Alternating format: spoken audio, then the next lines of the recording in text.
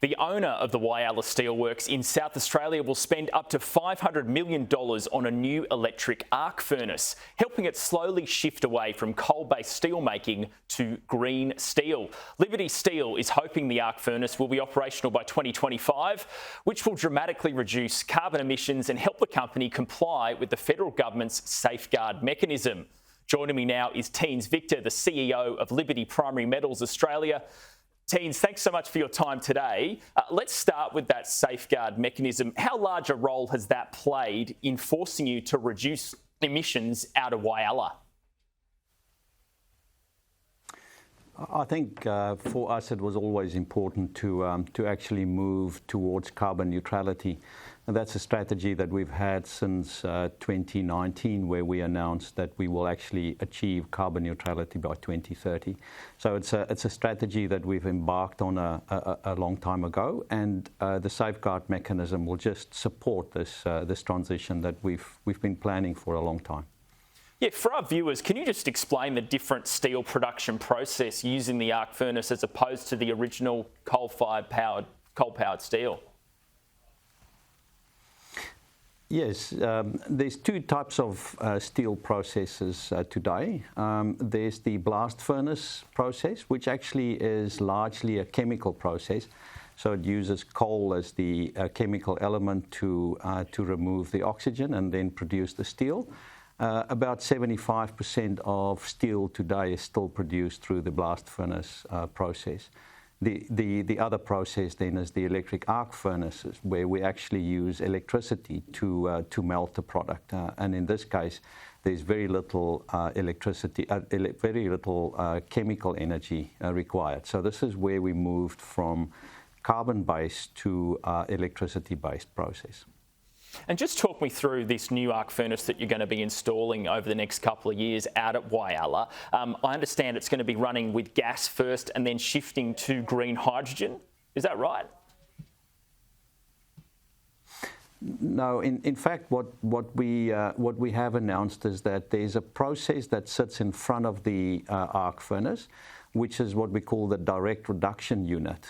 This process will take iron ore from the mine, and it will use a gas, either natural gas at the start and then transition to natural gas to produce a product that then can go into the arc furnace. The arc furnace itself will not use a lot of gas, it will use electricity.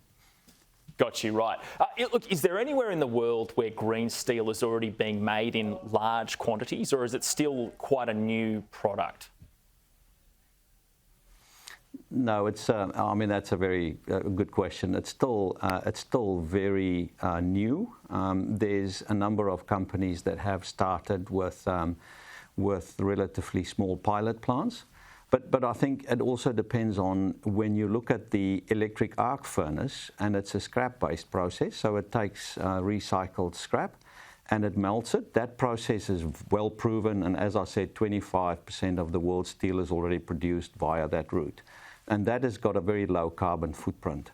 The combination of the DRI units with the arc furnaces with natural gas is also proven. Not a lot of those are running, but it's proven technology. But running a DRI unit on 100% hydrogen and then feeding that into an arc furnace, that is technology and processes that still is at the start of the development. What sort of interest are you getting in this from customers? Are they willing to pay a premium for green steel?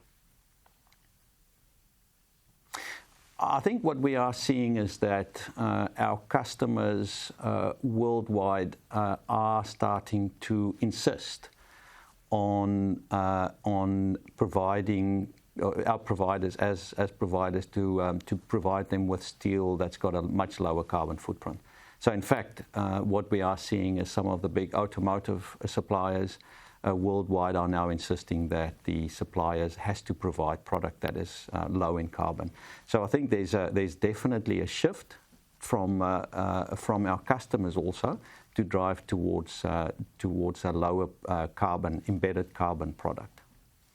Look, we know power prices keep rising. How much more electricity will this new process use, and how are you sort of juggling those costs at the moment with rising inflation as well? Yeah, the electric arc furnace specifically in Whyalla would be using obviously a bit more power than what the blast furnace is currently using. So we will definitely see a shift in the electricity consumption by the facility. It's not that large, so it's not going to have a significant impact on the supply-demand of the statewide grid. But we do obviously need to be very conscious of the price of the electricity, because that will have an impact on the product and the cost of the product that we produce. The electricity consumption as a total cost is definitely something we're focusing on, but it's not the main cost driver. Well, Teens Victor, CEO of Liberty Primary Metals Australia, thanks so much for joining us on the program today. Thank you. Thank you.